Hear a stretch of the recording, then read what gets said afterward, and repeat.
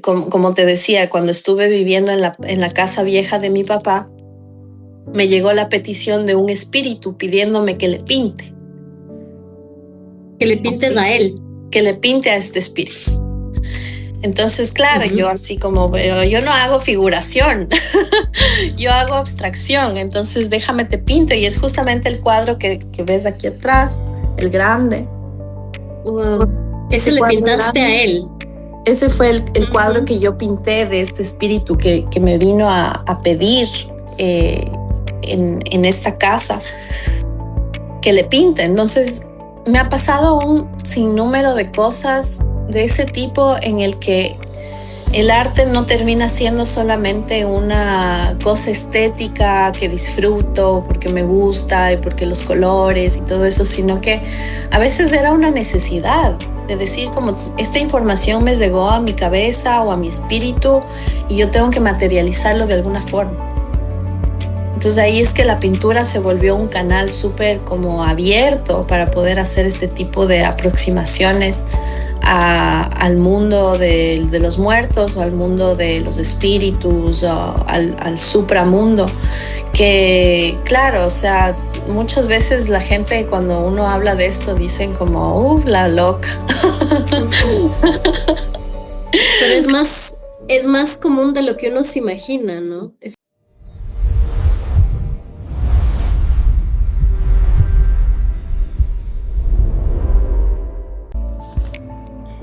Hola, si eres artista, si eres creador, creadora, si trabajas con espiritualidad y sientes la necesidad de tener más recursos para poder colocar tu trabajo en los medios digitales, te comento que estoy recibiendo los emails para dejarles en la lista de espera del curso que voy a abrir, que se llama De lo Sagrado a lo Digital, en donde les enseño todo eso de una forma bien didáctica, cosas que he venido aprendiendo por muchos años.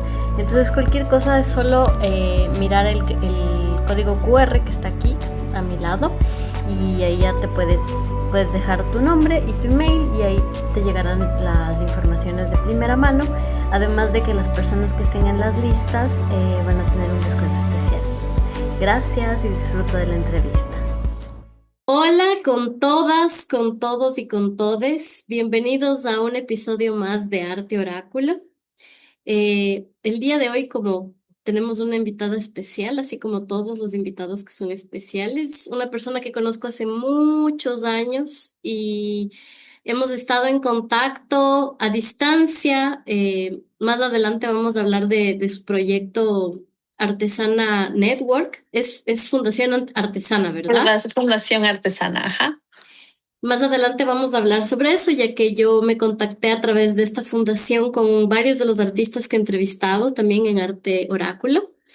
Y antes de llegar en este momento, ¿no? De promocionar también lo que haces, Alex, quería que nos cuentes, primero, bienvenida aquí. Este es un espacio muy abierto, público, por ende íntimo, y porque hablamos de cosas como muy profundas, muy subjetivas. Quiero que te sientas cómoda, tranquila y que entregues lo que sientas que puedes entregar. La idea es como ir a ese lugar de la profundidad de qué es tu arte, qué es la espiritualidad en relación con el arte, cómo se ha ido dando ese camino a lo largo de tu trayectoria. Entonces, cuéntanos, ¿quién es Alex Trujillo y cómo ha sido todo ese proceso? Bueno, Alex Trujillo es Alex Trujillo Tamayo y Alex Pelichet, porque ese es mi apellido de casada ahora. He podido hacer arte desde que tengo memoria. O sea, yo llevo haciendo calendarios de actividades artísticas para hacer desde que tengo más o menos 4 años, en los que yo crecí en el campo, entonces yo me ponía mis horarios para poder hacer pintura, otro horario para hacer danza, otro horario para hacer botánica y hacer el jardín, etc. Entonces llevo muchísimos años metida en el mundo del arte, primero como una necesidad de ocupar mi tiempo libre. Cuando era pequeña no tenía muchos vecinos ni mucho que hacer porque vivía en el campo bastante aislada. Entonces a mí me tocó inventarme realmente qué actividades hacer. Y de ahí empecé a tener clases de pintura con uno de mis primos mayores. Entonces él venía y nos daba clases de pintura a mi hermana y a mí. Y era muy bonito porque ahí fue cuando empecé a acercarme a la pintura, empecé a acercarme a la danza también, como bueno, la danza vino un poco más después, en realidad ya cuando era adolescente. Empecé con la pintura y luego, claro, obviamente después de un tiempo, yo oficialmente empecé artesana desde el 2015 más o menos. Un poco por ahí fue que yo empecé como a decir, quiero hacer esta plataforma y daba talleres de danza primal, daba talleres de arte con espiritualidad, bastante ligada con el yoga. Uno de los puntos claves en mi vida fue cuando yo, después de graduarme de la escuela, del colegio, me fui a vivir un año en Francia. Y ese año en Francia fue mi primera experiencia afuera del país en el que yo pude ir a una escuela que tenía opciones artísticas disponibles para todos los alumnos. Entonces tenía clases de arte, tenía clases de danza, tenía clases de poesía, etcétera. Entonces para mí era así como algo que no tenía en mi escuela o en mi colegio, que realmente yo en mi colegio fui como bastante como la gestora cultural del colegio, porque yo organizaba las actividades culturales y junto con los profesores y todo eso, siempre estaba tratando de hacer cosas teatrales. Y fue el teatro también uno de los primeros artes a los que yo me acerqué. Entonces, ese año en Francia me cambió la vida porque fue una forma de decir, ok, como ahora sí lo quiero como hacer de verdad, este año voy a hacer todo lo que pueda hacer en artes. Entonces fue un año en el que yo pude realmente asistir a muchos eventos artísticos y hacer muchos eventos artísticos propios. Hice exposiciones de arte, estaba en clases de danza también, entonces al final de los ciclos de danza hacíamos presentaciones. Tuvimos performance en la escuela, hacíamos performance de poesía, recitábamos poesía en las aulas y nos metíamos a las aulas en medio de las clases a recitar poesía, que se llamaban los atentados poéticos. Entonces, esto era súper divertido que hacíamos en Francia justo con mis amigos y mis colegas, que ahora ya son grandes también, ya ellos ya pasó el tiempo. Yo no he vuelto a Francia desde entonces porque ha sido súper difícil también para mí poder viajar hacia allá por el tema de costos y también por siempre en Ecuador había esa necesidad de subsistir, ¿no? Como estar como siempre mes a mes trabajando en las artes, mes a mes tratando de ver cómo se logra hacer las cosas. Entonces siempre fue como el arte siempre estuvo ahí, pero también fue una forma de subsistir en algún momento. Entonces ahí es que más o menos desde esa época es que se liga un poco el arte a mi vida. Y después, cuando fui a Colombia una vez, tomé ayahuasca y esa experiencia de ayahuasca me cambió la vida también. Eso fue como unos años después de lo que volví de Francia. Estuve en Francia ese año, volví a Ecuador, después empecé a hacer yoga y unos 2 años después de eso, más o menos en el 2011, en el 2011 empecé a hacer pintura como mucho más, con más énfasis. Y fue la razón, fue que yo estaba en este trip de ayahuasca en Colombia y yo no sabía cómo aterrizar. Tuve como todas estas experiencias espirituales con la ayahuasca súper fuertes en los que yo no sabía cómo materializar todas las cosas que vi y que sentí. Entonces ahí es que la pintura llegó como un medio de decir como yo necesito dibujar y pintar todas estas como figuras que vi y estas figuras y estas formas que vi cuando estaba tomando ayahuasca. Y fue ahí que pinté mi primer cuadro. que es el estilo en el que yo hago como los puntillismos y estilo fractálico y todo eso. Entonces ahí fue que yo empecé a hacer más pintura y fue desde ahí que en realidad pinto como una forma de arte que está como súper impregnado a mí. De ahí la danza llegó cuando yo tenía 15 años. Cuando tenía 15 años me metí a una clase de danza en el colegio y entonces hicimos unas puestas en escena, empecé a hacer teatro también, entonces como que la danza vino antes y luego se fue integrando. Después hice performance en los que usaba pintura y danza. Entonces ahí se empezaba como a ligar lo uno con lo otro. Y poco a poco fui integrando, como investigando eh, cómo hacer como todas estas, ¿cómo se diría? Como yo siempre estaba buscando espacios de trance, espacios de encuentro con la divinidad, espacios de meditación. Entonces, me acuerdo que tenías como estas súper largas sesiones de danza que yo hacía mí misma en soledad, en las que giraba y giraba y giraba y giraba y giraba y giraba y giraba, así como los derviches. Giraba así como tanto y llegaba a un trance y después de ese trance me dedicaba a escribir, a pintar y a hacer el resto de cosas artísticas. Entonces para mí siempre ha sido como que la parte espiritual, digamos, divina o mística ha sido como una forma de canalizar cosas desde el universo hacia la materialidad.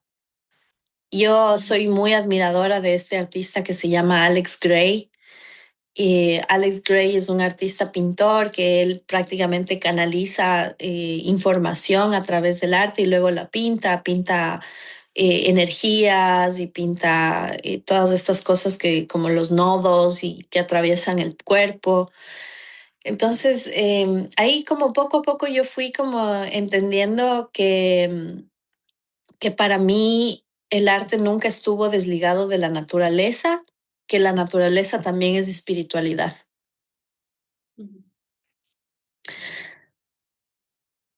¿Cómo sentías esa, tú dices que es un ejercicio de un canal, ¿no? De canalizar. Ujú. Digamos que cómo lo sentías eso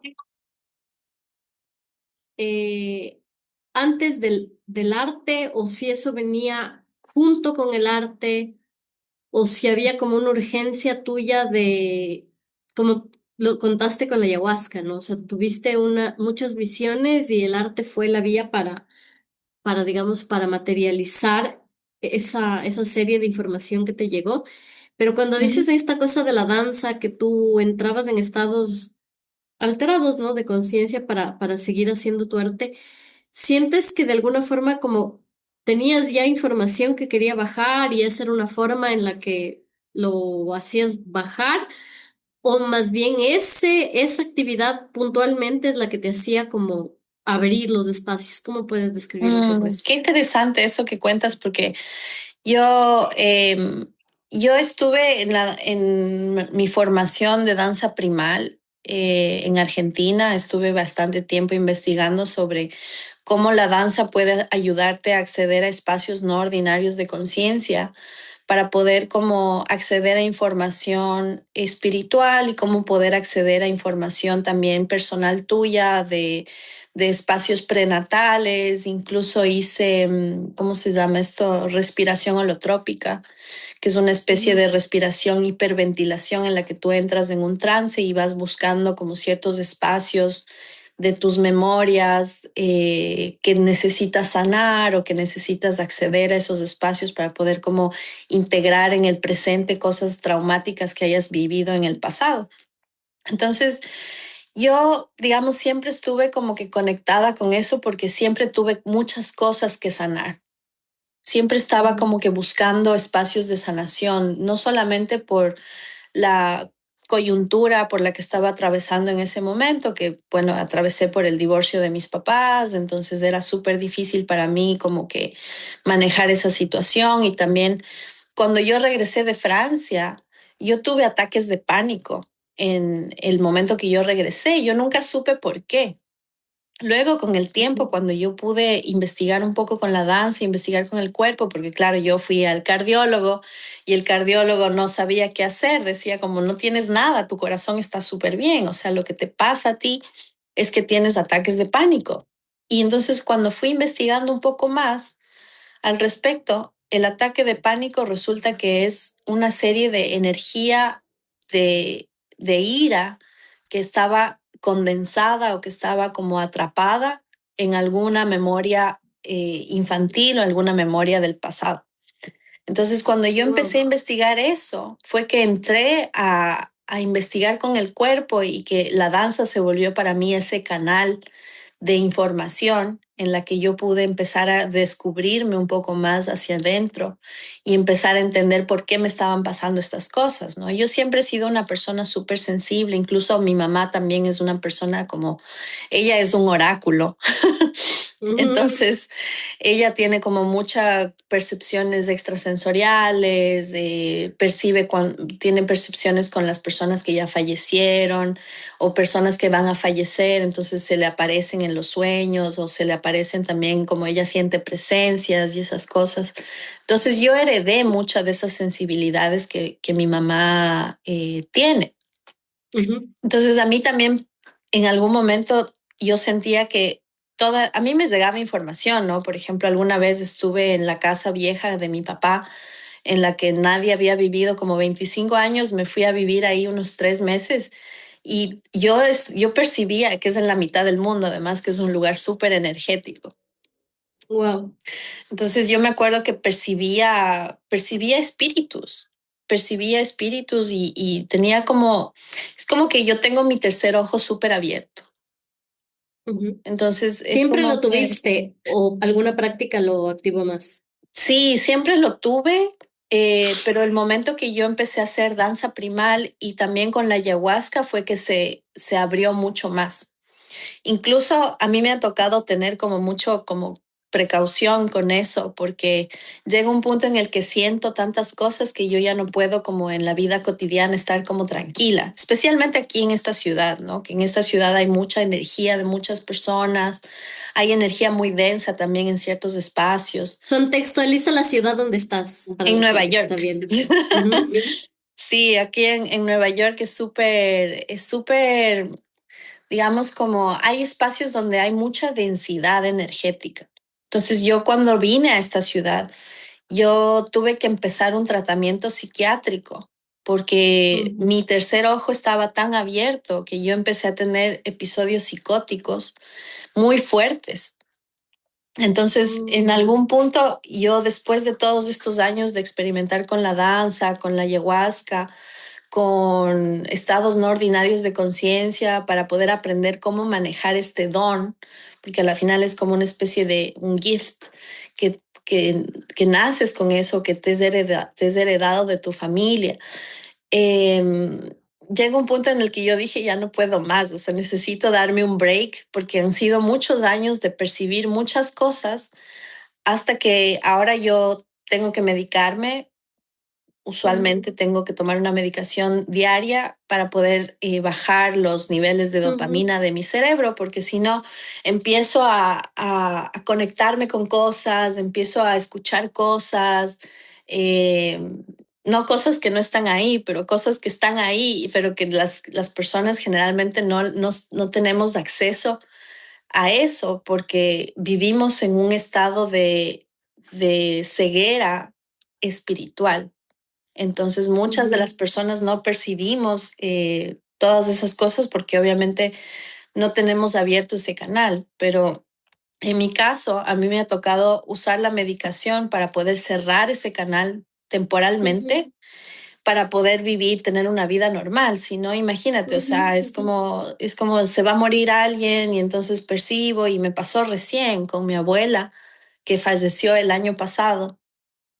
Yo tuve la oportunidad de realmente acompañarla en su muerte desde lejos. porque ella vino y me abrazó, o sea, yo sentí como mi abuela me abrazaba, como estaba ahí presente conmigo. eh, y yo prácticamente estaba en un trance.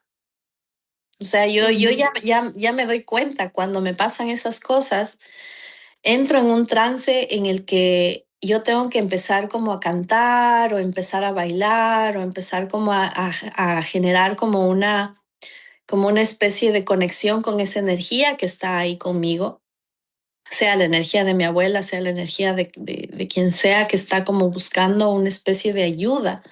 Porque muchas veces a mí me ha pasado que también he podido ser como una especie de canal para que las personas puedan pasar al otro lado. Y me pasó hace algunos años también con el papá de un amigo que yo prácticamente, yo no sabía lo que estaba haciendo, pero yo prácticamente abrí un portal con un cuenco que yo tenía para que su espíritu pueda pasar. Entonces, todas estas cosas que te cuento, realmente yo las fui aprendiendo en el camino. Y en guianza de mi mamá también, que ella también conoce mucho sobre esto. Pero muchas de estas cosas han sido como muy intuitivas, ¿me entiendes? Yo en algún momento tenía como mucha sed de, de conectar con lo espiritual porque estaba buscando algo, estaba buscando respuestas, pero al mismo tiempo me llegaban peticiones así como de, como te decía, cuando estuve viviendo en la casa vieja de mi papá, me llegó la petición de un espíritu pidiéndome que le pinte. Que le pintes Así, a él. que le pinte a este espíritu. Entonces, claro, yo así como, pero yo no hago figuración, yo hago abstracción, entonces déjame te pinto y es justamente el cuadro que ves aquí atrás, el grande. Wow. Ese Ese le cuadro pintaste a grande. él. Ese fue el cuadro que yo pinté de este espíritu que me vino a pedir en esta casa que le pinte. Entonces, me ha pasado un sinnúmero de cosas de ese tipo en el que el arte no termina siendo solamente una cosa estética que disfruto porque me gusta y porque los colores y todo eso, sino que a veces era una necesidad de decir como esta información me llegó a mi cabeza o a mi espíritu y yo tengo que materializarlo de alguna forma. Entonces ahí es que la pintura se volvió un canal súper como abierto para poder hacer este tipo de aproximaciones al mundo de los muertos o al mundo de los espíritus o al supramundo. Que claro, o sea, muchas veces la gente cuando uno habla de esto dicen como, la loca.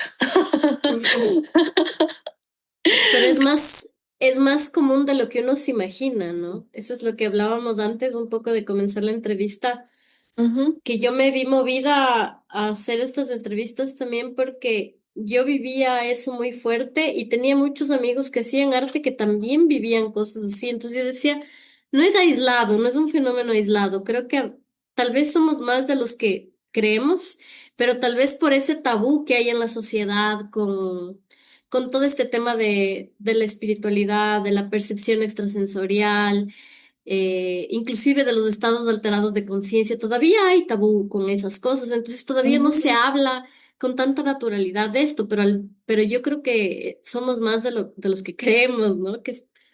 Y es bonito poder Sí. compartir sin tabú y como experiencia misma de aprendizaje para que nos vayamos nutriendo. Sí, sí, sí, totalmente. Yo creo que el artista en general, y también me pasa que yo, bueno, yo trabajo con varios artistas también en la fundación, artistas que tienen, que son temas personales también, ¿no? Que tienen ciertas como sensibilidades como extrasensoriales, que son calificadas como trastornos mentales o que son calificadas como disociaciones, entonces, o episodios, ¿no? Que eso es como generalmente la ciencia y la psicología les llama a estos estados no ordinarios de conciencia, pero obviamente yo desde mi formación de psicología transpersonal también, que también la psicología transpersonal está súper relacionada con el arte, porque es Ujú. justamente el arte el que te lleva a poder como materializar esas cosas que no son tan fáciles de decir. Incluso la música, a mí me parece, como por ejemplo, hay músicos que yo admiro muchísimo, porque claro, es algo que, cómo tú creas una melodía tan bella, ¿no? Como, cómo es posible, ¿no? Y muchos de los músicos con los que yo he hablado y con los que he trabajado un tiempo, tienen esta sensibilidad que me dicen, bueno, yo escucho la melodía en mi cabeza, me llega la música y luego yo le escribo.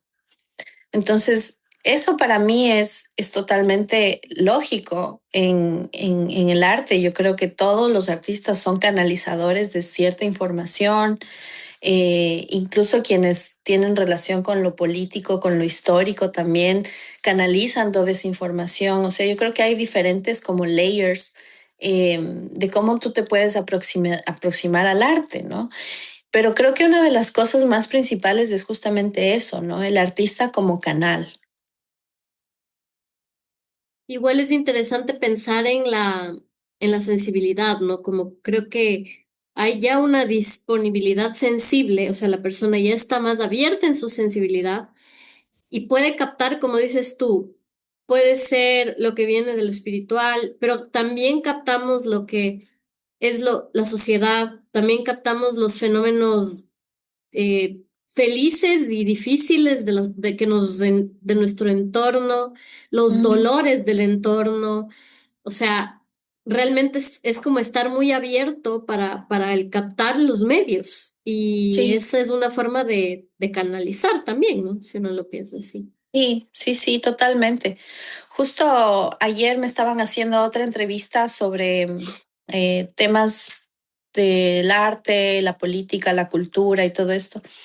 Y claro, ahí yo pensaba, nosotros como artistas también escribimos la historia del mundo en el que vivimos.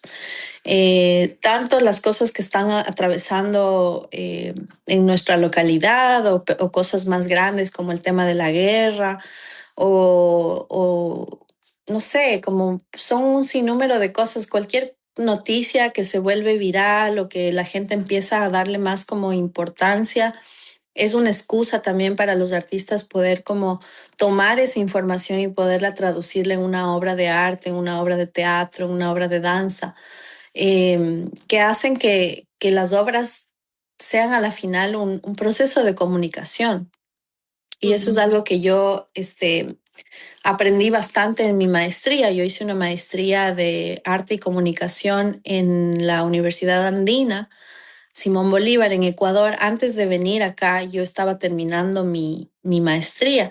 Y en esta maestría aprendimos mucho eso, ¿no? Como cómo están estas imágenes que nosotros traducimos a lo material, que son imágenes que a la final nos conectan con cosas históricas, políticas, sociales, y que a la final en algún punto terminan contando la historia de ciertos lugares o de ciertos países. Incluso si hablamos de la psicología de nuevo, todas las imágenes que vemos en la historia del arte son reflejos de las sociedades, como del inconsciente colectivo, del inconsciente personal, de todas esas sociedades, cómo se concebían a sí mismos y cómo veían la realidad.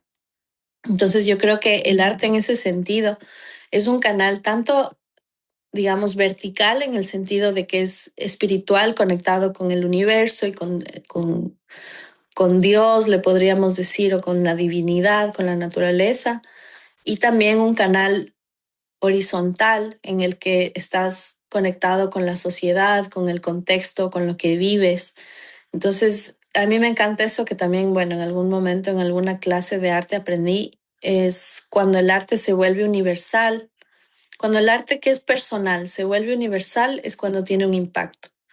Y tiene un impacto porque obviamente estás hablando de cosas que son, que tú te identificas con eso, pero no solo tú te identificas con eso, sino que eso también se identifica tu comunidad o también se identifica tu país o tu continente. Entonces ahí es cuando el arte se vuelve como mucho más impactante. Ujú. Cuando llega, de hecho, a comunicar, ¿no? Como dices tú. Sí, justamente. Y tú sientes yo me imagino que eso también tiene que ver mucho con los procesos de vida, ¿no? Yo voy viendo también que veo mucho en el histórico a veces de algunos artistas, lo veo también un poco en mi camino. Nosotros pasamos por momentos, ¿no? En los que vamos creando de acuerdo al momento, de acuerdo a a la situación en la que estamos pasando y todo. Pero Ujú, tú, ¿qué sientes así? Si podrías hacer hasta tal vez una lectura cronológica o no necesariamente, pero ¿qué sientes que la, cuando hablamos de la intención y del propósito de tu obra, cómo ujú. sientes que va? ¿Qué sientes que es lo que quieres transmitir para pasarle al otro a través de tu obra? Cuando piensas Ya. en el otro también, ¿cómo lo va a recibir? Ujú. Bueno, yo desde el inicio siempre quise que alguien o que las personas que estaban viendo, en este caso eran mis papás, mi primer público, yo quería que ellos se conecten con las cosas que yo sentía,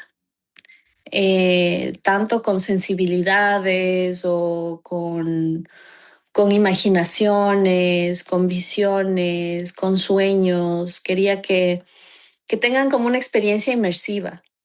Siempre desde Ujú, chiquita quería que tengan una experiencia inmersiva. Entonces con mi hermana sabíamos montar estos como mise en scène, como el teatro. Entonces poníamos telas y poníamos esto y lo otro. Entonces la una bailaba, luego la otra bailaba, luego la otra recitaba una poesía y luego ni sé qué. Entonces hacíamos toda una especie y mi hermana es cantante también. Entonces sería súper chévere que le entrevistes a ella también, porque ella también te puede contar un montón de cosas. de una, me pasas el contacto. Sí, sí, sí. Entonces, yo creo que en ese sentido, cuando estoy haciendo arte, yo depende qué es lo que estoy haciendo, por ejemplo. Yo creo que muchas veces el arte ha sido para mí una necesidad de supervivencia. Es decir, que al no saber cómo manejar un episodio psicótico, por ejemplo, entonces me pongo a pintar porque no Ujú, sé cómo manejarlo, ¿no es cierto? Como, o sea, a mí me estaban pasando estas cosas, estas como conexiones espirituales o estados no ordinarios de conciencia desde muy pequeña. Entonces yo muchas veces era así como no sé cómo canalizarlo, no sé cómo atravesar este episodio, ¿no? Entonces ahí es que venía la pintura para poder atravesar este episodio. Entonces pintas y lloras al mismo tiempo y luego te ríes y luego estás ahí y entonces de pronto terminas haciendo esta obra de arte que es todo ese proceso, como una catarsis. Por eso creo que el arte es muy catártico también y creo que es importante que los artistas también se conecten con esa catarsis. Pero no es solamente eso. Y ahí es cuando obviamente en el mundo del arte llegas a conectarte con estos espacios institucionales que institucionalizan el arte y entonces ya no es solamente lo que yo sentí y todo eso, sino parte de un inconsciente colectivo, que también es importante, pero también muchos espacios institucionales buscan que les haga sentido con las búsquedas que ellos tienen. Hace muchos años estaba muy de moda hacer arte para todo lo que es el mundo blanco, el mundo de la blanquitud, ¿no? Como la supremacía de la blanquitud desde el Renacimiento y todo esto. Siempre había una representación de las personas blancas. No ujú, habían representaciones de personas indígenas, de personas negras, de personas de otras etnias. Entonces, mucho de este arte se quemó y se destruyó en base a la colonización. ujú, Entonces, cuando tú te pones a ver toda la información que se perdió, que viene de parte de otras etnias, es increíble. O sea, ahora los museos y las instituciones de arte se están dando cuenta que ese bagaje de información que se perdió, hay que rescatarlo y hay que volverlo que hay que darle su lugar. O sea, ujú, ahora en estos últimos tiempos, al menos desde la época de la pandemia, me parece que fue que ya hubo como este giro de conciencia desde los museos, en los cuales incluso la Bienal de Venecia, que es una gran bienal, ya está poniendo obras de arte que vienen de indígenas, que vienen de comunidades afros de todo el mundo. Incluso aquí en Nueva York hay una gran comunidad afro que está súper bien posicionada en los museos. Entonces, eso era algo que antes no se pensaba, que antes era incluso un tabú para muchas personas racializadas poder acceder a estos espacios.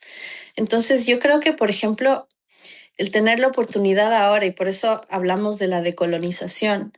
La decolonización es a la final sacarnos de nuestra imagen mental toda este whitewashing que nos han hecho en nuestra mente, desde el cine, desde la imagen, la pintura, etcétera, para poder empezar a entender estos otros códigos que han estado ocultos o que han sido destruidos durante mucho tiempo. Entonces, yo creo que ahí es que el arte tiene esta relación con lo político y con lo contextual.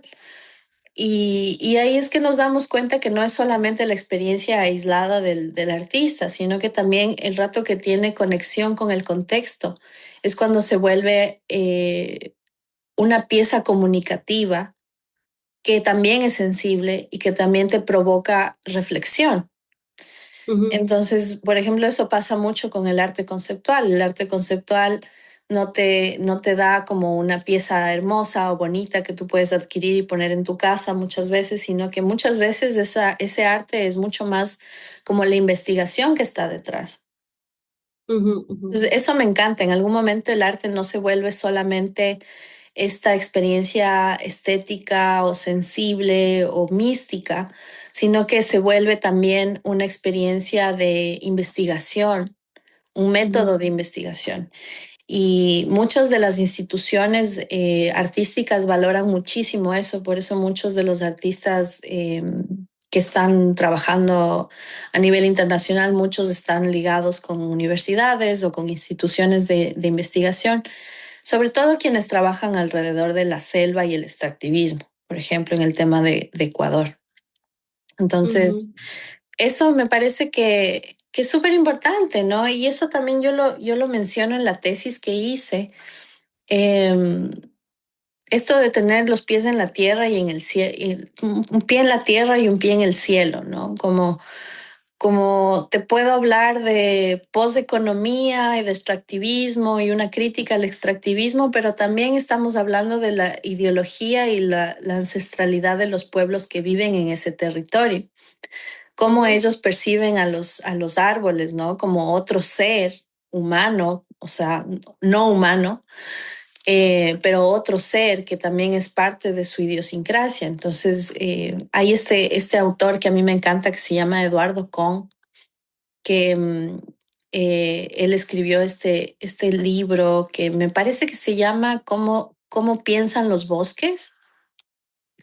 Y este libro narra muchas de las ideologías que tienen nuestros pueblos indígenas en la Amazonía en relación al medio ambiente y a la naturaleza. Entonces yo creo que esa también es otra forma de acercarse a la espiritualidad, ¿no? Desde lo local, desde las plantas, los árboles que existen en la localidad de donde están las personas. Por eso yo creo que ahora justamente los museos, los grandes museos del mundo y las grandes bienales del mundo están tratando de buscar ese tipo de lenguajes, porque son justamente esos lenguajes los que han estado ocultos y han sido destruidos en la historia del arte. Y eso es fascinante. Y que justamente también están problematizando temas absolutamente de actualidad, ¿no? Además de que estamos hablando de un proceso de calentamiento global, de crisis climática, y tiene todo que ver también con esa sabiduría ancestral, ¿no? Con esa reivindicación de esos territorios, ¿no? Sí. Una pregunta, ¿ese autor que dijiste es de dónde? Eduardo Kohn es ecuatoriano. Ya lo voy a ver. Me parece que es ecuatoriano, estoy casi segura. No me acuerdo bien porque ya no tengo todos los libros de la tesis así tan frescos en la memoria, pero ese libro es un libro maravilloso que te cuenta las anécdotas del viaje que él hace con una de las comunidades indígenas de la Amazonía y cómo él se relaciona con la naturaleza y cómo los pueblos de esta región se relacionan con la naturaleza. O sea, hay toda una espiritualidad dentro de eso. Los apus, los apus son esta especie de espiritualidades o de entidades espirituales de la... Oh, hola perrito. Ella se llama Rumi. Hola Se Rumi. quiso sumar. Oh. Bueno, ahí también hablamos de las relaciones interespecie, ¿no? Y eso es algo que lo topamos mucho también en los proyectos que tengo, como el Bioceno Lab. Estamos ahí trabajando en torno a temas de ecosistema, de naturaleza, de relaciones horizontales de interespecie y todo eso. Es súper fascinante a la final del día porque, digamos, esta nueva corriente del arte que empezó a expandirse a partir de la pandemia, es una corriente del arte que ya no está desligada del medio ambiente. O sea, la mayoría de artistas, y aquí te digo, un montón de artistas investigan en torno al tema de los ecosistemas, en torno a la naturaleza y todo eso. Y claro, ahí es cuando volvemos hacia atrás a mirar a las teorías del arte, del Renacimiento y las teorías kantianas, y entonces nos damos cuenta de que no, Kant estaba equivocado, porque la naturaleza sí es arte. Entonces, ahora todos estos museos y estos nuevos espacios de arte están rescatando símbolos y imágenes que son parte de una idiosincrasia universal, o sea, lo que se llaman los saberes. Entonces, estos saberes ancestrales como la botánica, como las brujerías, ¿no? Como todas estas cosas que las mujeres en nuestras comunidades, las chamanas y los chamanes hacen, todo esto, es algo que de pronto el mundo del arte dijo, no podemos olvidarnos de esto, vamos a archivar, vamos a hacer un archivo de esto porque esto está propenso a desaparecer. Entonces, yo creo que eso es algo muy positivo en el sentido de que no que por fin les hayan dado el espacio porque están a punto de desaparecer, pero por fin podemos mirar hacia allá y podemos decir, miren, o sea, como hay este grupo de gente que viven en una espiritualidad conectada con la naturaleza, fuera de la civilización, fuera del paradigma occidental. Y es momento de darles visibilidad para también poderles proteger, ¿no? Como para poder proteger esos territorios. Y ahí es cuando justamente el tema del extractivismo y el tema del ecofeminismo vienen a tela en juego, ¿no? Es como yo ya no puedo hablar del feminismo sin hablar de la ecología, porque para mí las dos cosas están ligadas. Y eso es parte de mi proceso personal también. O sea, yo antes trabajaba en torno a temas políticos, feministas, eh, políticos, feministas sociales también. Y en algún momento, cuando yo me fui a vivir en la selva, yo me fui a vivir en la selva durante 8 meses, vivía cada 15 días adentro del Yasuní, daba clases de yoga, entonces estaba en mi nirvana prácticamente, o sea, conectada con el nirvana de la naturaleza, practicaba yoga al lado de una laguna, empecé a tener esta relación súper directa con la naturaleza, con los pájaros, sabía a qué hora los pájaros estaban afuera, qué monos hacían tal ruido, qué significaba tal cosa. Entonces me llegué a integrar tanto con esta experiencia de la naturaleza que fue ahí que yo empecé a hacer las obras de arte sobre extractivismo y sobre crítica al extractivismo y sobre el Yasuní. Entonces, la mayoría de mi tesis habla al final sobre eso, sobre toda esta relación entre la selva, el arte, cómo para un artista poder crear una obra de arte sobre la selva es ir y estar en el territorio, caminar el territorio, vivir en el territorio, porque hay una especie de ósmosis o simbiosis que se genera entre la naturaleza y el artista, que hace que tú puedas realmente canalizar qué es lo que la naturaleza te está diciendo.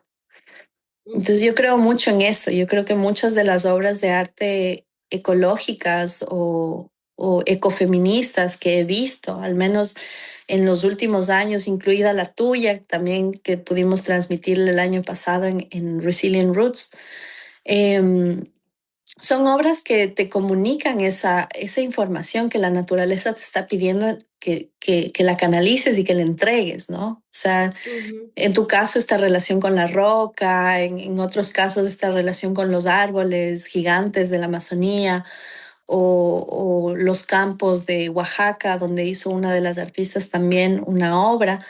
Entonces, todas estas cosas en algún momento te ponen a preguntarte nuevas cosas respecto a la naturaleza, ¿no? Cómo en la contemporaneidad ya no estamos hablando de arte solamente como un objeto y la naturaleza no es un objeto, sino que es un cuerpo. Y ese cuerpo te transmite información y a través de ti, en tu relación de este cuerpo con el cuerpo natural, que tú llegas a generar esta propuesta artística, estética, sensible, que es la pieza artística al final.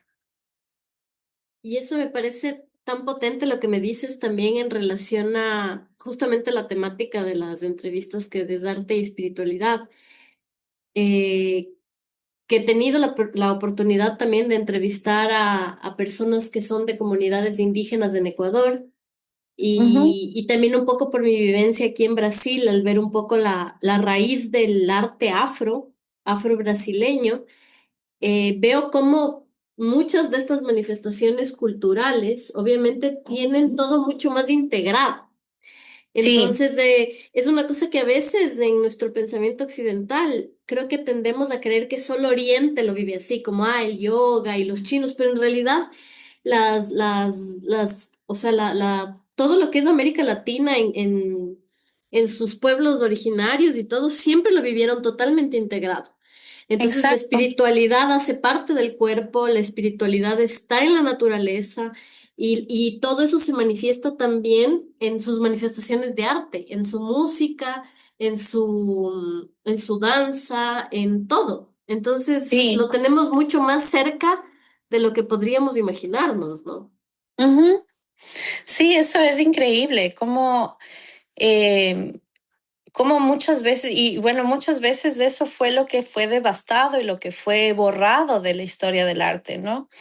Muchas de las expresiones de las comunidades indígenas de Sudamérica, de Mesoamérica, incluso de acá, de Estados Unidos también, y mucho más aquí en Estados Unidos, se borró totalmente, se exterminó toda la herencia, no solo artística, sino social de los pueblos indígenas, que pasó mucho Ujú, en Chile también, que pasó en Argentina. Nosotros en Ecuador por algo tenemos somos un país que tenemos el privilegio de tener una manifestación cultural y una identidad cultural tan grande que muchas de las personas de otros países van justamente allá y buscan conectarse con las comunidades indígenas porque no tenemos eso acá. Eso ujú, es los Sioux, los piel roja, los indígenas de acá, de Estados Unidos, tienen tal vez, hay como muy pocos grupos de indígenas acá que guardan sus tradiciones.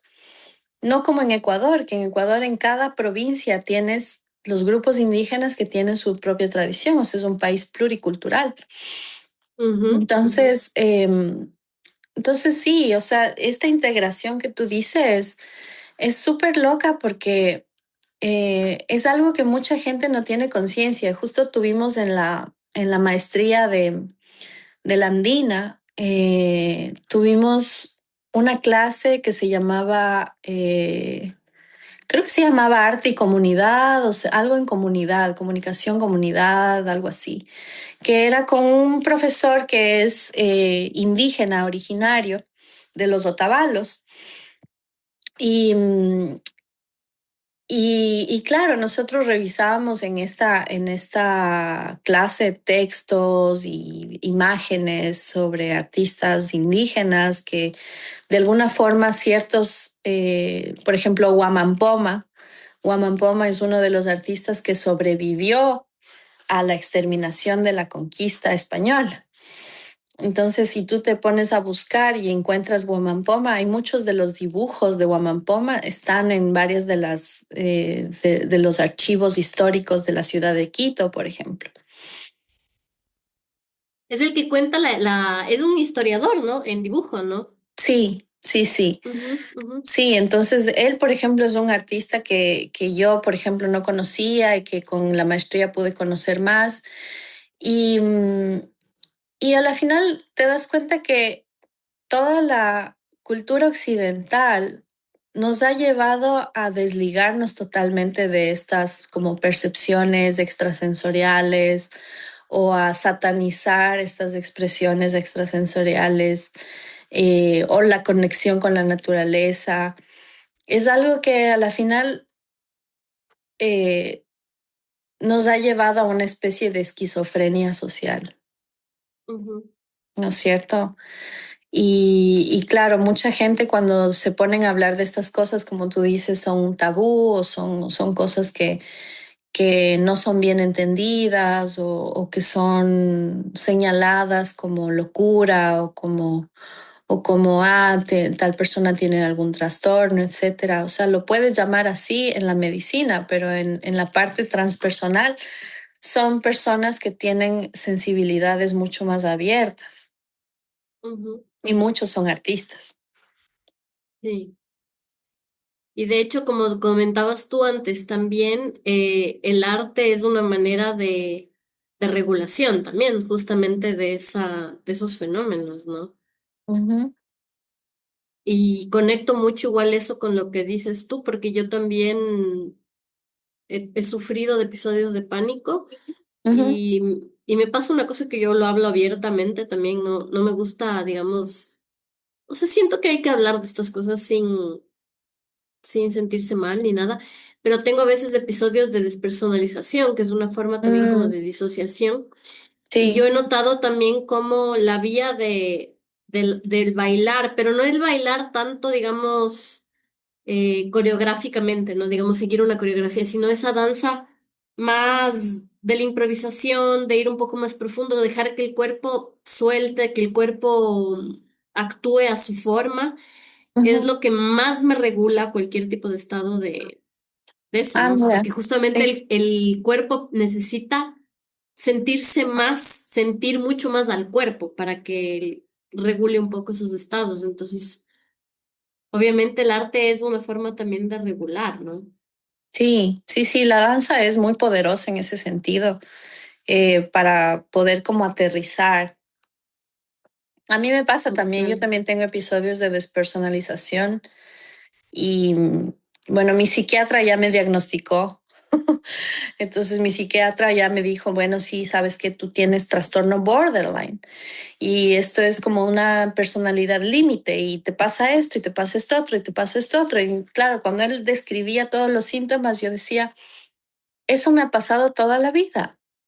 Es increíble. Entonces, el rato que yo tomé conciencia de eso fue también una forma de darme cuenta de que la espiritualidad estuvo ahí para poderme autorregular. Y Ahora el me arte toca. también.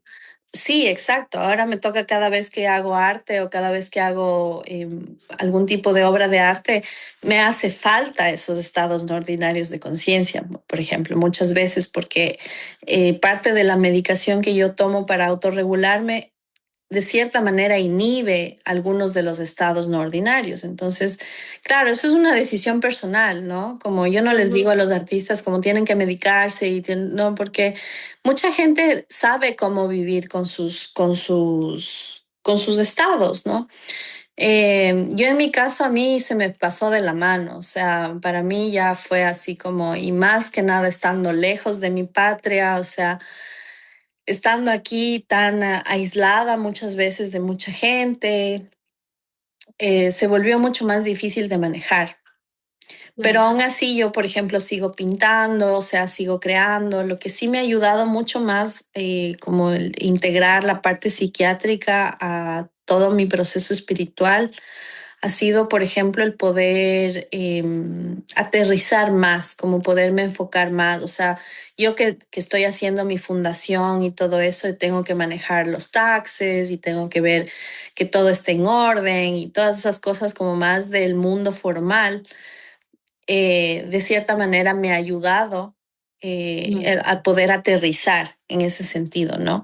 Y eso también yo agradezco mucho porque yo aquí, o sea, yo desde que llegué, y eso también quería contarte, ¿no? Porque también esta migración que yo tuve y que mucha gente me pregunta, ¿y por qué te fuiste, no? ¿Qué pasó? Así de la noche a la mañana te fuiste y no volviste.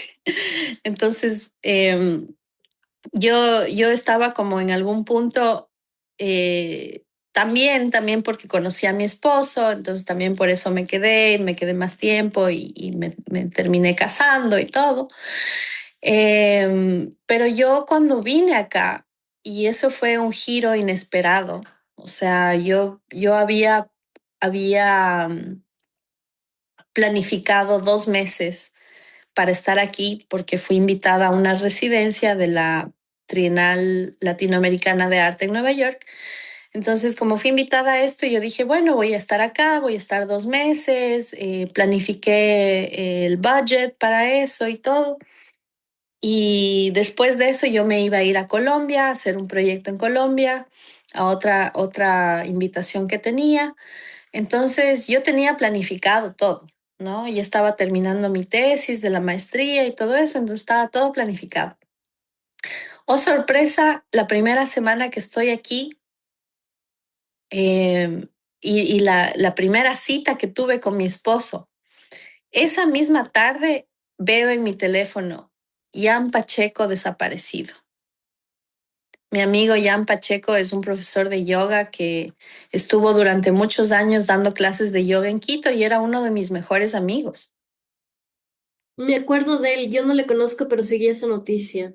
Sí, sí, sí. Entonces fue muy fuerte porque yo el día antes de viajar, yo conversé con él para juntarnos a almorzar antes de que yo haga mi viaje y él estaba yéndose a la selva también. Entonces quedamos en que nos íbamos a encontrar, a la final no logramos encontrarnos.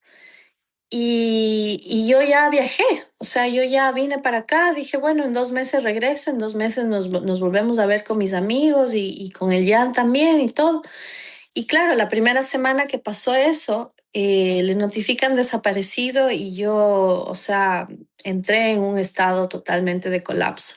O sea, Mm, ahí fue que tuve como un mental breakdown que ujú, para mí ujú. fue como, ¿qué está pasando? O sea, no entiendo qué está pasando. Estoy aquí viviendo un momento tan increíble, mi primera vez en Nueva York, mi primera residencia artística. O sea, para mí era así como estoy emergiendo como artista, Ujú. posicionándome en esta ciudad y todo eso. Y al mismo tiempo, mi mejor amigo está desaparecido y no sé nada de él y no sé qué va a pasar. Entonces, claro, nosotros con el Jan hacíamos clases de yoga, incluso el Igor hacía clases con nosotros, hicimos algunos eventos juntos y todo. Y fue tenaz, o sea, yo me descompensé totalmente, tuve como un mental breakdown así súper fuerte, tuve que ir al hospital, estuve 4 días internada en el hospital porque no sabía qué pasaba. Eh, Ujú, y claro, después me enteré que había fallecido, que le habían encontrado fallecido en el río, en la orilla del río, en el Amazonas, en la Amazonía. Creo ujú, que en el río Puyo, me parece que fue. Entonces, imagínate, para mí la muerte de Jan fue un antes y un después. O sea, ujú. yo a partir del fallecimiento del Jan tuve fue una de las razones por las que yo conecté con mi esposo, que eso fue increíble, porque claro, yo estaba aquí en la ciudad sola, o sea, le había conocido a él la primera semana, estábamos en la primera cita, pasó esto, casi me muero, o sea, me dio el mental breakdown, me tocó ir al hospital, no tenía nadie más a quien llamar, entonces él era la única persona que estaba ahí, entonces me puedes dar trayendo esto del Airbnb, ayúdame con esto, siempre llamándole, ¿no? Yo desde adentro del hospital, ¿no? Y, y fue en realidad yo por eso, gracias hermanito, así te agradezco tanto, o sea, le agradezco tanto al Jan porque el hecho de que el Jan se fue en esa semana hizo que yo me conecte con mi esposo y que mi esposo me demuestre que es la persona correcta para casarme con él. Wow. Wow. Porque quién así en otra ciudad, de pronto un desconocido, de pronto sales un día y de pronto pasa esto y Te apoya a llevándome y ese trayendo. nivel. Y me apoyó a ese nivel, exactamente. Entonces, claro, o sea, para mí fue súper duro. Yo, después de que el Jan falleció, cuando ya me enteré que el Jan falleció, yo me deprimí totalmente. O sea, tuve un proceso de depresión súper fuerte que después de eso tuve que medicarme justamente por eso, porque yo empecé a tener episodios psicóticos muy seguidos y tenía un nivel de depresión crónica súper fuerte. O sea, me tocó tomar antidepresivos para poder salir de ese estado que me duró algunos meses. O sea, y esa fue la razón también por la que yo tuve que aplazar mi viaje.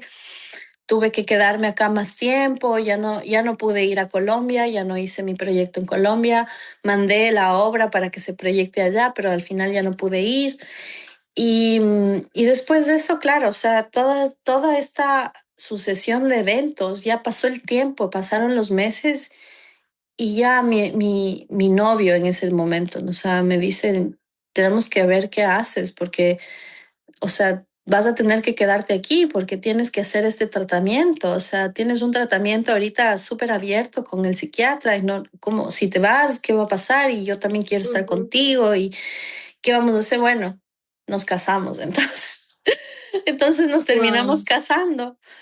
Y, y claro, yo pasé más o menos unos 6 a 7 meses con depresión crónica a partir de la muerte del Jan. Entonces, ese evento para mí fue un life changing. O sea, fue totalmente 360 grados al otro lado. O sea, para mí, yo no podía creer que esto había pasado. O sea, dije, ¿y esto qué está pasando? O sea, es como cuando en la vida te suceden cosas que de pronto confluyen todas al mismo tiempo. Y por A o B razón me terminé quedando justamente por todas estas razones.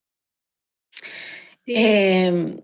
Sí, Igual la muerte de personas cercanas, o sea, es un antes y un después. La muerte o sea, es difícil ser el mismo después de la muerte de alguien cercano. Creo que totalmente. te cambia en el lugar más profundo y son cambios así que a veces uno se demora años en dimensionar, o sea, en percibir lo fuerte que fue. Ujú. Sí, sí, yo te digo hasta ahora, y eso que ahora ya no me pasa tanto, pero hasta hace un tiempo me acuerdo, era súper loco.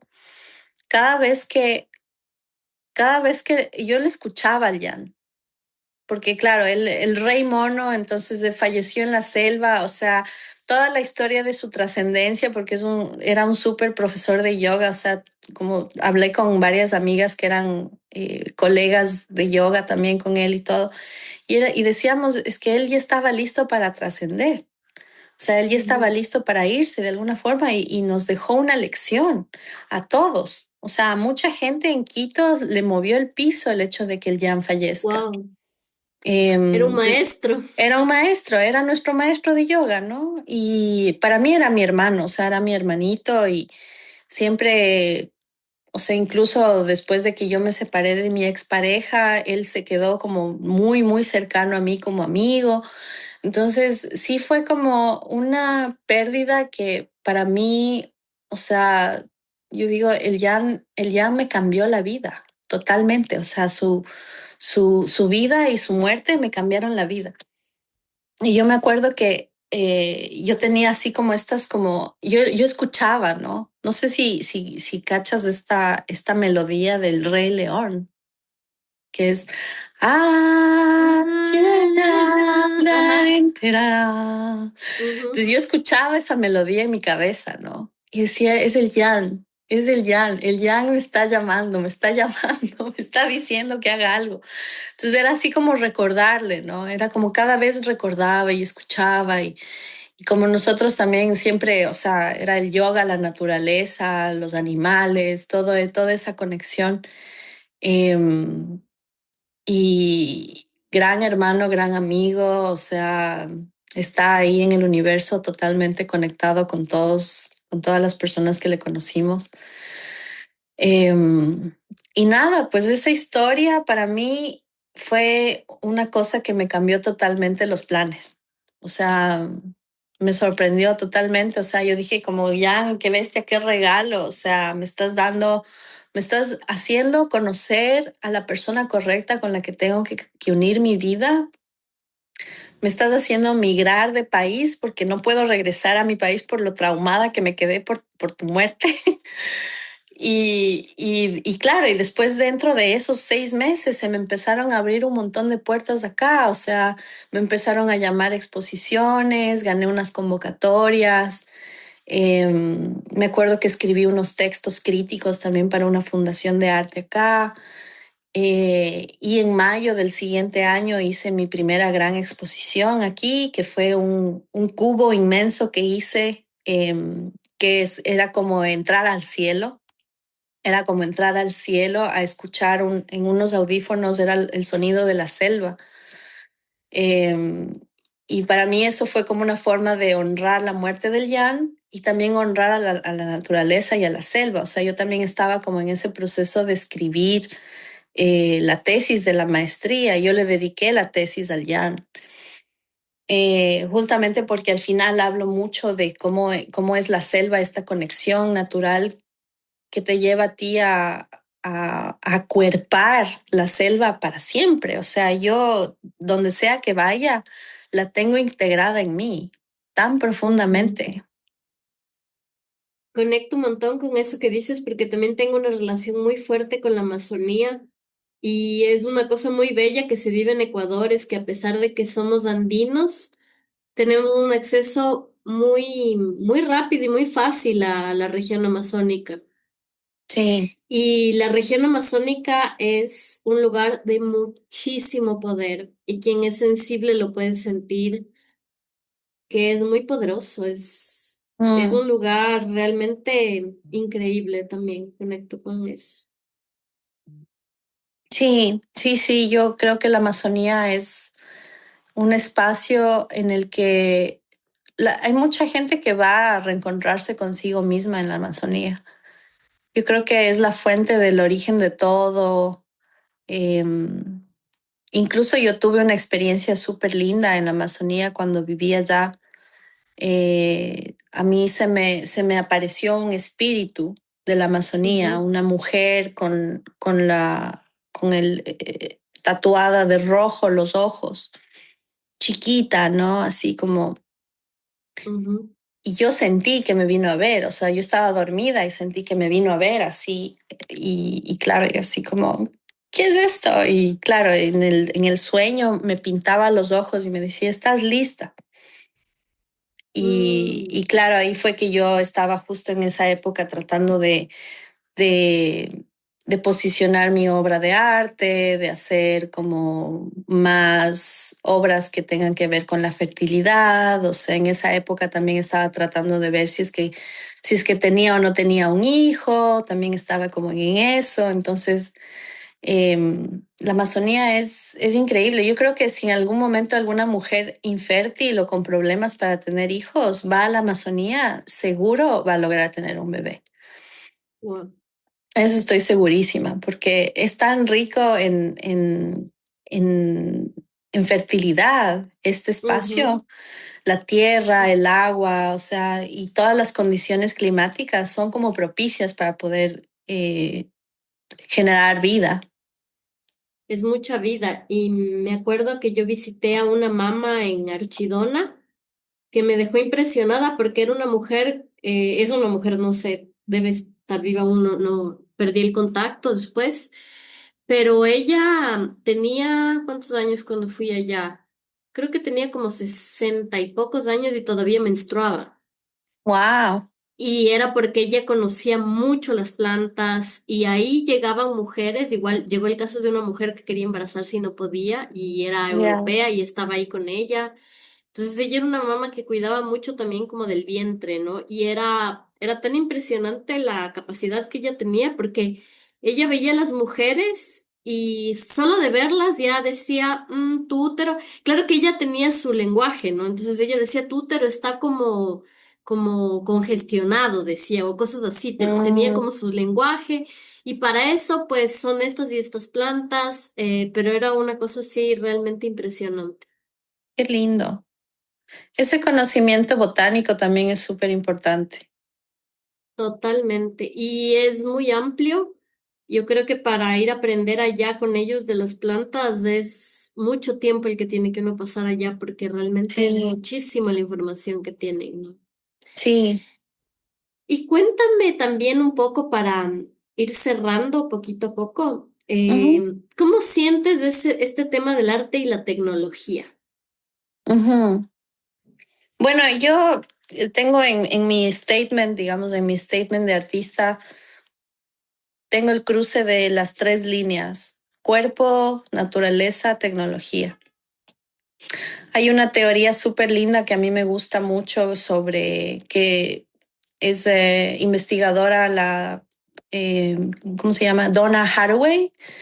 Donna Ujú. Haraway habla mucho sobre esta relación entre la naturaleza y la tecnología, ¿no? Entonces, a mí me gusta mucho pensar que la biotecnología es un camino para poder encontrar cosas como novedosas, interesantes y que pueden aportar a cosas positivas en el mundo, ¿no?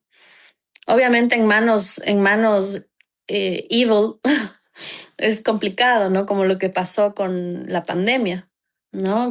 Crearon Ujú. el virus y entonces ya ahí de pronto es algo que es incontrolable, pero yo creo que, yo creo que en ese sentido la tecnología tiene esta potencialidad de darnos como otras visiones del mundo, ¿no? Como eso hablábamos igual con mi mamá ayer, así como que imagínate en los años 30 hubiéramos tenido que mandarnos cartas para poder hablar de algo y ahora podemos de pantalla a pantalla poder conversar así libremente. Entonces yo creo que la tecnología tiene, y a mí me encanta también porque justamente la plataforma que manejo, que se llama Resilient Roots, trabaja con video performance y videodanza y esa es la plataforma que es la única plataforma que tengo en la que la tecnología es como parte principal. Entonces, a mí me parece que y yo la uso también. Yo mucho tiempo me dediqué al videomapping, justamente a hacer videoproyecciones. Igual a partir de la pandemia también tuve que cambiar el lenguaje de la danza en espacio público, la danza en espacio físico, al video danza o al video performance, justamente porque Ujú. era imposible poder hacer más que eso. Entonces, yo creo que es esencial. O sea, para mí el uso de la tecnología, las tecnologías, incluso conozco artistas que trabajan con la biotecnología en el arte. Wow. La creación de hongos, por ejemplo, la creación de moho. Hay un artista que dibuja con moho. Qué interesante Entonces, eso. sí, entonces como todas esas cosas para mí me parece que van como súper ligadas, especialmente la biotecnología, ¿no? Para Ujú. los temas que yo estoy interesada y para los temas que yo promuevo en la fundación también.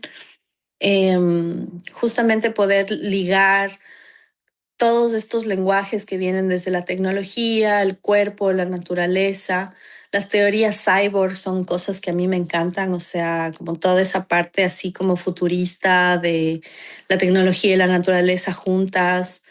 Entonces, esas cosas a mí me fascinan. Es algo como parte esencial. Chévere.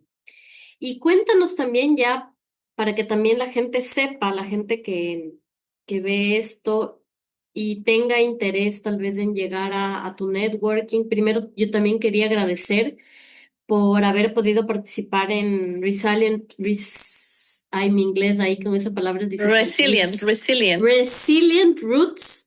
Fue una Ujú, experiencia súper bonita y luego participar del networking de Artesana fue también fundamental a través de esa red que estás creando. También pude tener contacto con varios artistas. De hecho, qué algunos que bueno. los he entrevistado aquí en Arte Oráculo fueron por esa red. Y Ujú, entonces ha sido para mí muy, muy rico también el hacer parte de esa red. Y también pues invitar un poco a las personas que tengan interés en seguir los proyectos que estás haciendo ahorita, cómo pueden participar. Cuéntanos un poco qué estás ofreciendo y ujú. bueno, luego vamos a poner también abajo los links que tú me pases de tus proyectos, pero cuéntanos un poco eso para que la gente sepa, se entere y sepa si puede participar o no. Claro, claro que sí.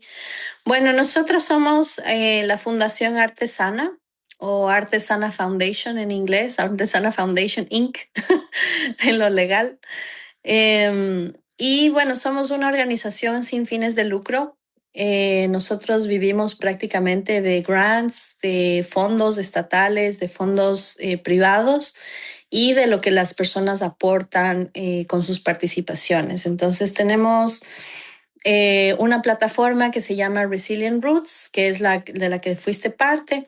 En Resilient Roots tenemos dos fases, la una que es producción y la otra que es el screening. Entonces, hasta ahora lo que hemos hecho con los artistas y las artistas, bueno, la mayoría son mujeres, damos prioridad a mujeres artistas eh, de voces que son underrepresented voices. Eso quiere decir que de comunidades marginalizadas o de Ujú, grupos sociales reducidos. Trabajamos mucho con LGBTIQ, también con artistas queer, con artistas afros, con artistas mujeres, indígenas, ancianas y si hay propuestas de artistas que tengan colectivos o colectivas también feministas, también está súper abierto. Entonces, Resilient Roots tiene una fase que es la producción. Tenemos una plataforma en la que nosotros hacemos el acompañamiento para la producción de un video performance o de una pieza artística de video con danza o con performance. Y todo esto tiene como un costo, que la gente puede venir acá en persona, nosotros hacemos el acompañamiento en persona aquí, o también pueden hacer un acompañamiento online. También ofrecemos ese acompañamiento online. Y de ahí Resilient Roots tiene la otra fase que es el screening, que nosotros organizamos una o dos veces al año un screening de proyectos. Entonces, para poder participar en esto, nos tienen que mandar un formulario, llenan el formulario con su información de su proyecto, de qué se trata, nos ponen el pitch, nos ponen ahí también como imágenes del proyecto, la descripción general y eso nos mandan. Esto tiene un fee de $25 que nos ayuda a cubrir gastos logísticos y gastos generales. Entonces, nosotros recibimos la información, revisamos sus proyectos y si es que dentro de la línea que estamos manejando ese año el proyecto sale seleccionado, pues nosotros les notificamos y ustedes participarían del Resilient Roots. Eh, la primera edición de Resilient Roots tuvo un estipendio para artistas. La segunda edición no tuvo un estipendio, pero hubo un proyecto que fue ganador, que fue el proyecto de Natasha Bolekovsky, que recibió un pequeño estipendio por exhibición. Y nosotros esperamos que para la siguiente edición de Resilient Roots podamos tener un estipendio para todos los artistas participantes. Eso también estamos gestionando. Dependiendo de la fecha y dependiendo de si hay fondos, nosotros pagamos a los artistas por exhibir o damos ciertos réditos como por ejemplo entrevistas o links, networking, etcétera, para que las artistas y los artistas puedan tener más acceso a otras oportunidades. De ahí, eso con Resilient Roots. De ahí tenemos la otra plataforma que es el Biocenolab. El Biocenolab es una especie de diplomado ecofeminista.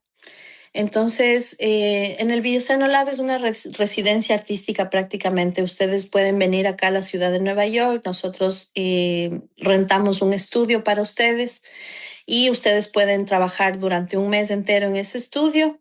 Les hacemos acompañamiento curatorial, hacemos visitas de estudio con otros artistas y curadores de la ciudad y al final se hace un Open Studio para que ustedes puedan mostrar el proceso de la obra que están diseñando. Esto también se puede hacer online, entonces tenemos presencial y online. Ambos programas tienen un costo, no es un costo muy alto para la ciudad de Nueva York, porque acá las cosas sí son como bastante caras. Nosotros pusimos precios bastante módicos para que la gente pueda tener acceso y también ofrecemos 2 o 3 becas para cada programa para artistas latinoamericanos del 100%. Entonces, los artistas que se ganan las becas, pues tienen acceso total a todas las plataformas, a los acompañamientos, a los programas curatoriales y todo eso, que al final terminan en una exhibición. Hacemos también catálogo al final de cada exhibición y con eso cerramos. Y bueno, aparte de eso, la fundación también se dedica a hacer acompañamiento curatorial de proyectos específicos. Hemos trabajado con pintores, con músicos, con artistas de performance para acompañarles a producir sus obras de arte. Estas son una serie de asesorías. Este programa se llama Artesana Global. Entonces, estas son una serie de asesorías que los artistas toman cada mes o cada 2 meses, dependiendo cómo sea su proceso. Y nosotros les entregamos al final un prototipo que es un estudio de mercado de cómo ellos deben vender sus obras, un estudio del retorno que ellos pueden tener si es que consiguen un inversor. O sea, este es un documento que ellos pueden ir y mostrar a un inversor que puede decir, ok, me interesa invertir en tu obra, entonces te voy a dar tanto dinero para que tú puedas hacer tu exposición y de eso hay un retorno de la inversión que esos inversionistas hacen.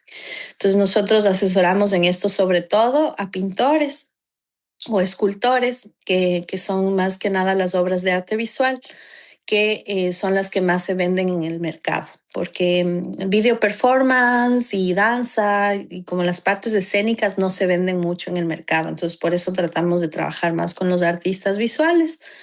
Les ponemos en contacto con ferias, les ponemos en contacto con art dealers también que les ayudan a vender sus obras. Entonces ese es el programa de Artesana Global. Y ese programa de Artesana Global pueden aplicar personas desde fuera también de Nueva York. Sí, totalmente. Este programa es un programa abierto internacionalmente. Pueden aplicar de forma online. Hacemos sesiones individuales conmigo. Dependiendo del país en donde estén, yo les asesoro también para poder conseguir fondos, cómo hacer el proyecto para conseguir fondos, cómo plantear objetivos, etcétera, etcétera. Todas esas cosas que son como más institucionales, que muchas veces los artistas no tienen tanto como conocimiento de esto y muchos de ellos a veces se quedan atrás porque no logran hacer la gestión cultural para poder gestionar su proyecto. Entonces, este está abierto. Y de ahí el último programa se llama Arte y Comunidad. Y Arte y Comunidad es un programa que es, tú puedes decidir si es que quieres venir acá a hacer un proceso de aprendizaje para poder facilitar clases de arte con tus estudiantes. Entonces te enseñamos como varias herramientas para que puedas aprender a dar las clases de arte, herramientas didácticas, pedagógicas y todo eso. Y parte de Arte y Comunidad es también ciertos eventos artísticos que tenemos. Entonces, los artistas que trabajan con nosotros, o curadores y músicos, etcétera, participan de estos eventos o pueden ser parte de estos eventos en los que hacemos desde rituales de cacao hasta exhibiciones de arte. No te puedes imaginar, hay un montón de opciones, ¿no? Hemos pensado igual con mi amiga Milena también hacer como víntricos y todas estas cosas, que es algo que ella hace. Entonces, eso, prácticamente estamos localizados en Nueva York. La fundación tiene un convenio con una galería en Quito también. Y esta galería pues tiene un espacio expositivo abierto. Los artistas que nos contactan a nosotros les damos el contacto de la galería ya y tienen prioridad de exhibición, además de un descuento por ser referidos nuestros. Y tenemos un vínculo también con una institución de Venecia, que se llama It's Liquid. Nosotros como artesanas somos embajadores oficiales de It's Liquid aquí en Nueva York. Entonces les ayudamos a promover sus programas y ellos nos ayudan a promover nuestros programas también. Entonces igual los artistas que van referidos de nosotros a It's Liquid también reciben descuentos en lo que serían los pagos de los fees de las galerías y todo eso. Buenas. Bueno, tienes un montón de, digamos, de ramas, ¿no? En las que estás actuando en la parte de la producción. Sí. Y abajo vamos a dejar todas las informaciones para las personas que tengan interés. Para que sí, nosotros encantados, sí. Y bueno, Alex, yo te agradezco muchísimo por todo, porque te abriste, porque sé que esto a veces implica justamente eso de ir profundo, ir a lugares más sensibles, y gracias pues, por compartir, por tu generosidad, por contarnos tu historia y también por toda la labor que estás haciendo en esta parte con artistas, por considerar aún estando en el primer mundo, entre aspas, estás siempre trabajando para las comunidades del Ecuador, las comunidades latinas, las comunidades indígenas, afros. Entonces eso también, qué hermoso, que siga siendo muy fructífero. Gracias. Y eso, si quieres levantar un propósito para cerrar. Sí, a ver, bueno, quisiera que este año tengamos muchos artistas que vengan a visitarnos.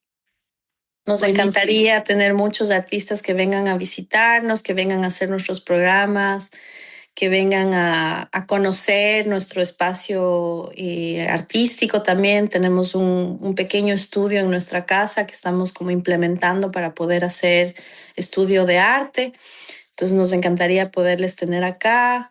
La ciudad es una ciudad que es muy diversa y muy linda para poder hacer muchas cosas, y si es que vienen les vamos a sacar a museos, a eventos y cosas así. Así que siempre bienvenidos toda la comunidad latina y no latina del mundo, así que están súper bienvenidos acá.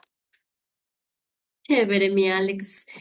Te agradezco de nuevo y muchas gracias a todos que han estado aquí presentes también. Pidiéndoles que que se suscriban al canal, que nos sigan, que sigan viendo los otros videos también de entrevistas de Arte Oráculo. Y si son artistas y les gustaría venir a compartir su historia también en relación a arte y espiritualidad, en el link de la bio yo tengo ahí un acceso formulario, ahí en portugués y en español, en el que pueden acceder y mandarme su información para entrar en contacto. Entonces eso, gracias Alex, te mando un abrazo enorme y gracias, mi querida. Ya pues, abracitos. Chao. Chao, chao.